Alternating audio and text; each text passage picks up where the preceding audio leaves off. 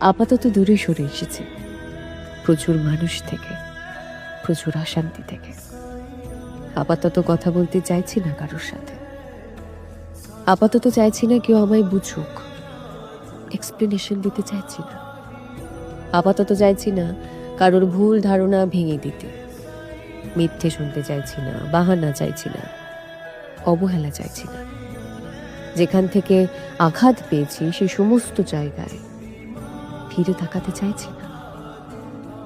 আপাতত নতুন করে বিশ্বাস করতে চাইছি না, ভরসা করতে চাইছি না। একটু ভালোবাসা পাওয়ার জন্যে এই দরজায় সেই দরজায় হাত পাততে চাইছি না।